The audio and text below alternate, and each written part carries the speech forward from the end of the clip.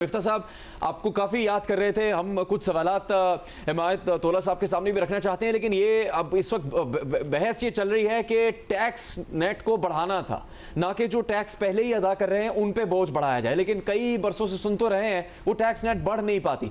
अब ये जिस दिन ये ताजरों पर ये टैक्स लगाने की बात की गई, जिसकी इस वक्त शाहजेब खानजादा साहब और शहजाद इकबाल साहब बात कर रहे हैं 25,000 की, तो बहुत आपको याद किया लोगों ने, ये क्या उसी से मिलता जुलता टैक्स तो नहीं था जो आपने भी लगाने की कोशिश की, लेकिन फिर आपको बड़े चैलेंजेस और बड़ी मुखालफत का सामना करना पड़ा था?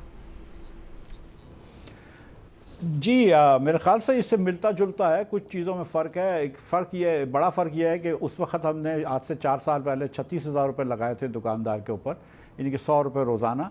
आज ज़ाहिर है उस 100 रुपये की वैल्यू जो है वो 200 रुपये तकरीबन हो गई है, तो थोड़ा सा कम भी लगाया है। और ये कि ये जो ऑडिट मार्केट कमेटी के साथ मिलकर करें, ये बात मुझे थोड़ी सी इतनी मुनासिब नहीं लगी। लेकिन बहरहाल चलें, मतलब एक कम से कम बहुत छोटा बहुत कदम लिया। और जो शाहजेब ने बात की है कि ये POS के ऊपर अब एमनेस्टी दे दी है, ये थोड़ी सी एक तशवीशनाक बात है, क्योंकि 2-3 कवानीन आप मुल्क में नहीं चला सकते कि पिछले साल जो आ गया उसका क्या होगा, इस साल जो आ गया उसका क्या हो गया, और जिसने POS ले लिया।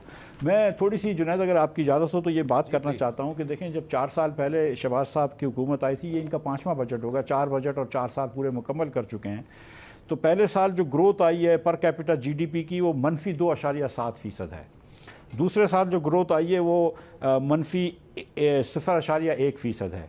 तीसरे साल जो ग्रोथ आई है वो पॉजिटिव 0.5% है। और इस साल जो बता रहे हैं वो 1.2% पर कैपिटा GDP की ग्रोथ है। यानी कि जिसकी 100 रुपये इनकम थी आज से 4 साल पहले, उसकी इनकम आज 98 रुपये 76 पैसे। उसकी इनकम बड़ी नहीं है। पाकिस्तानी की औसत इनकम जो है वो इनके हिसाब से जो ये नंबर दे रहे हैं, और GDP पे नंबर पे मुझे शुबा है, लेकिन जो ये नंबर दे रहे हैं उनको मानते हुए पाकिस्तानी की औसत इनकम जो है वो 98 रुपये 76 पैसा हो गई है। लेकिन साथ साथ क्योंकि इनके यहाँ इन्फ्लेशन बहुत ज़्यादा है, तो ये भी पता चलूँ कि जो चीज़ 100 रुपये की थी 2022 में, वो 2023 में 129 रुपये 20 पैसे की हो गई, क्योंकि 29.2% इन्फ्लेशन था। फिर उसके बाद वाले साल में 23.4% इन्फ्लेशन था, तो वो चीज़ 160 रुपये की हो गई, और आज वो 177 रुपये 78 पैसे की है।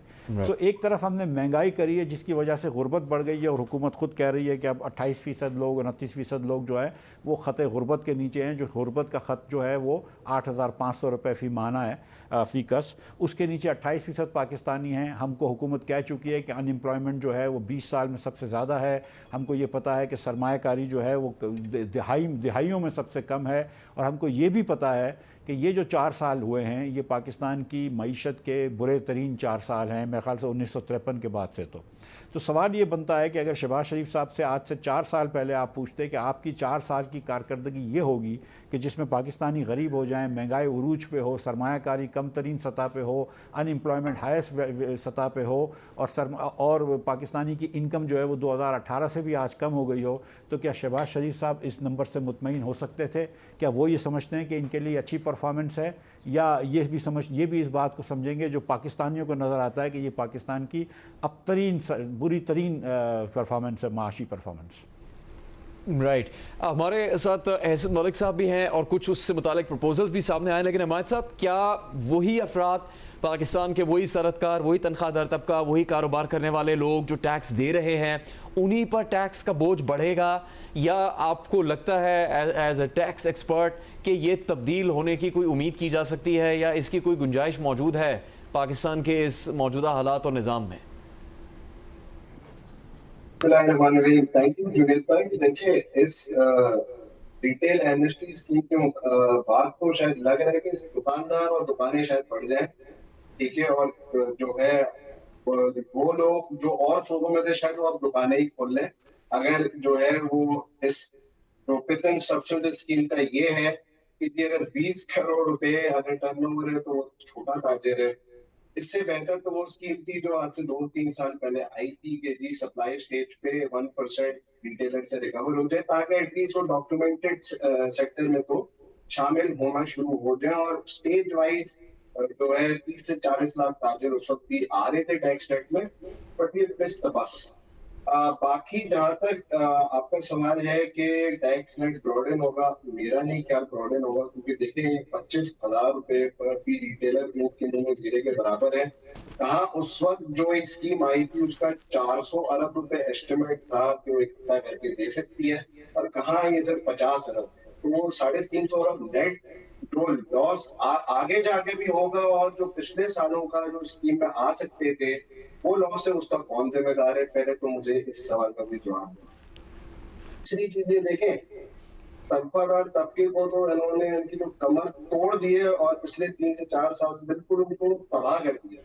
क्योंकि 50 अरब रुपए का जो रिलीफ दे रहे हैं, फॉर गॉड सेक, मेरे ख्याल से this is unfair, this should be more, significantly more. क्योंकि व्हाइट कॉलर जेंट्री हमारी, उसके अलावा जो बेचारा मिडिल क्लास तबका है जो महीने के एंड पे पे चेक का अपना वेट करता है कि जी ठीक है, 2-3 बच्चे स्कूल में पढ़ रहे हैं, तो आप मुझे बताओ उस रिलीफ का क्या करेगा?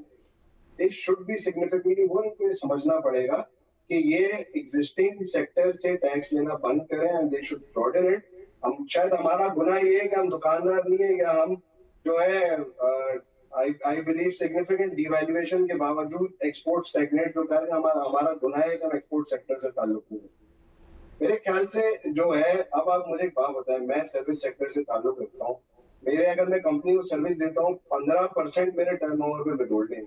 तो यहाँ पे जो है, अगर एक रिटेलर 2 करोड़ रुपए तक कमा रहा है, तो वो 25,000 विद होल्डिंग के अलावा 25,000 रुपए टैक्स है कि मैंने वो बिल्कुल बड़ी समझ। तो मुझे बताइए कहाँ का इंसाफ है, कौन सी इक्विटी है? और जो बेचारे जो पिछली स्कीम में रजिस्टर हो गए, उन्होंने कौन सा गुनाह किया था? ये तो मजीद डिस्पैरिटीज क्रिएट कर रहे हैं। टैक्स नेट ब्रॉडन करना तो छोड़े, they are creating severe disparities within the existing tax system, जो कि ऑलरेडी हर साल कॉम्प्लिकेट होता चला जा रहा है। तो मेरा नहीं ख्याल जो ये टैक्स नेट ब्रॉडन कर सकते हैं, मेरा नहीं ख्याल। और इसका होता पता है क्या सर, ये इतने अनरियलिस्टिक टारगेट सेट करते हैं, फिर इनको एडॉक मेजर्स लेने पड़ते हैं कि जी अकाउंट्स अटैच कर दिए टैक्स पेयरों के, जाके दुकानें सील कर दी, जो है प्रेमिसेस सील कर दिए।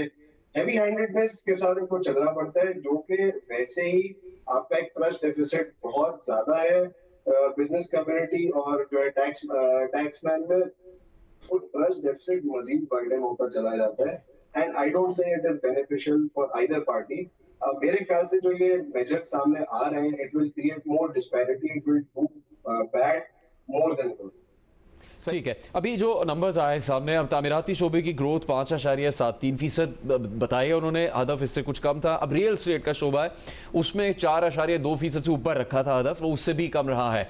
तो अब शायद इस वक्त बात ये हो रही है कि रियल एस्टेट का शोबा, तामीराती शोबा सुस्त रवि का शिकार है, और उसमें जो रियल एस्टेट सेक्टर है उनकी जानिब से कुछ मुतालबात किए जा रहे हैं कि इसको तब्दील करने के लिए इकदाम किए जाएँ। तो एहसन मलिक साहब, पहले तो अब ये बताइएगा कि क्या प्रपोजल क्या है, क्या मुतालबा क्या है रियल एस्टेट सेक्टर या तामीराती शोबे का, कि क्या तब्दील किया जाए इस शोबे में सुस्त रवि ख़त्म करने के लिए?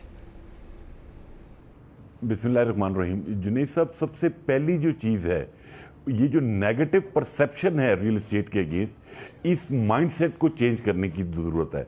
और दूसरी जो सबसे इम्पॉर्टेंट चीज़ है, वो ट्रांजैक्शन टैक्सेस को कम करने की ज़रूरत है।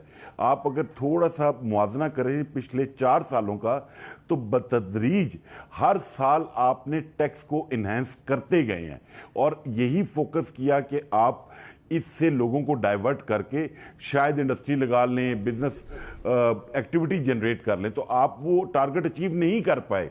अगर आपके पास फिगर हो जो मेरे पास है, मतलब अप्रैल 2026 तक का, तो 29% डिक्रीज आई है 236K, जो कि परचेजर का टैक्स है, और अंडर सेक्शन 37 जो कि कैपिटल गेन टैक्स है, 64% उसमें डिक्रीज आई है।